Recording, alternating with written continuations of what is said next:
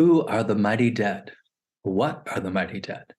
The mighty dead is a term that a lot of different traditions in witchcraft and magic use for the venerated ancestors. Usually when we talk about the ancestors of our lineage, of our bloodlines, of the people we knew in life who've passed on, we often refer to them as the beloved dead. They're the dead that we knew and love and have passed on, or we think of the ancestors of flesh and blood. In my own teachings in the Temple of Witchcraft, we actually have a very wide range of ancestors.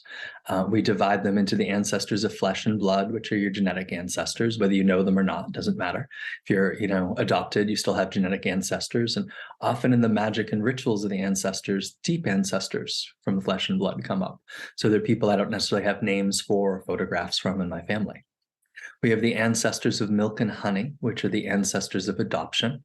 Those are the ones that we feel that we've made a deep familial connection to, but don't have that blood relationship, whether we feel we've adopted someone into our family or whether we've been adopted by somebody else.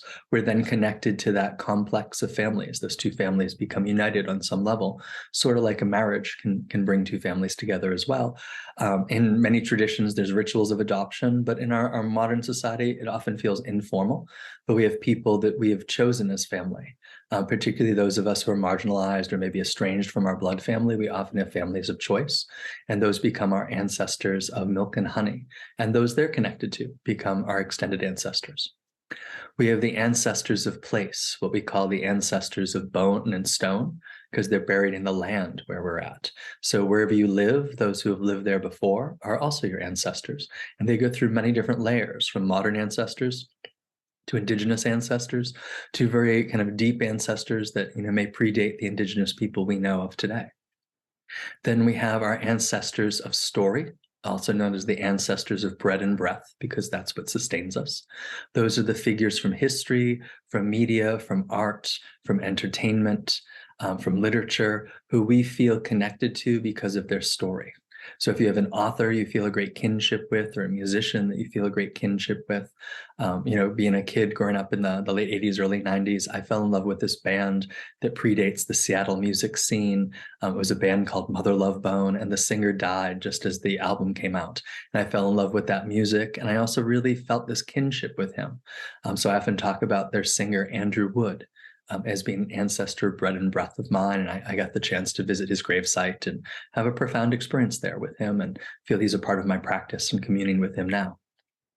We have our ancestors of our spiritual traditions, whether we're in a mainstream religion or whether we're in an initiatory magical tradition, whoever came before in our specific traditions. So if you're Catholic, everybody who was Catholic before is an ancestor of spirit and soul. They're part of the body of your church. But likewise, if you're a witch, all those who have been witches before are part of your tradition. And if you're part of a specific lineage tradition, like Gardnerian, Alexandrian, or even part of the modern Temple of Witchcraft, you may find that those who have passed in that lineage are specific and powerful ancestors for you. We have the forgotten dead, those who have passed on without being remembered, those who we've forgotten their names, those who might not be in marked graves, and those are just generally unremembered and unresolved. And we do a lot of work to help sanctify and to elevate the forgotten dead. As witches, we often seek out those who have been forgotten, those who have been marginalized, those who have been lost, both spiritually and in their lifetimes. And that leaves the last type of ancestor, which is the mighty dead. So if we end up dying in a state of, for lack of a better word, enlightenment, or we have a state of magical might, magical power, if we're connected and aware of multiple worlds, if we've essentially graduated from the human school. We often talk about our lives and reincarnation as being like a school, and we keep coming back till we graduate. So what happens when you graduate? We often think of becoming one of the mighty dead, which in other traditions might be, in Buddhism, the bodhisattvas, or it might be the saints in the Christian traditions, or in the ancient Greek traditions, the heroes that have been venerated and the philosophers. In witchcraft, we call them the mighty dead, or we call them the hidden company. They're the justified ones, those who died in a greater state of gnosis, or those who made the transition, not just through the cycles of reincarnation, but to what comes next. And because they've succeeded, they know what to do.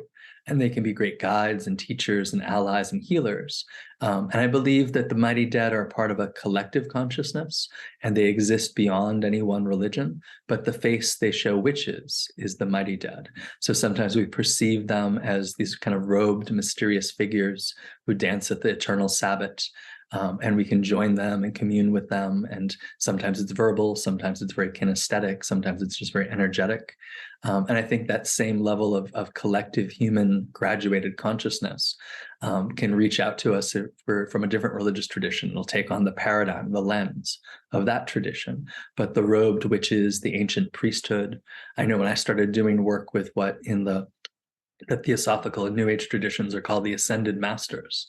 I'd be told to connect to a specific saint from a Christian tradition or a specific figure from the Hindu traditions, and they wouldn't show up for me. But I'd get like an ancient Egyptian priest or priestess, or I'd get a cunning woman from England, or I'd get, a Greek healer in my visions. And they told me they were the same thing, just approaching me as a witch, because this is what I understood as a healer, as a priest, as an herbalist. So you can connect with the mighty dead as individuals, and you can connect with the mighty dead as a collective cooperative intelligence. I write quite a bit about this in the Mighty Dead book that I wrote. And also we do a lot of classes on it. It's part of the Society of the Temple to work with the mighty dead. And we have a year-long class called The Work of the Mighty Dead. So those are different ways you can connect with them. And a lot of our rituals just kind of honor and venerate. We look at our ancestors, both ancient and modern, and we look at the collective consciousness, and on special days, the days of their birth, the days of their death, or particular feast days for us. So we honor the mighty dead in all their forms.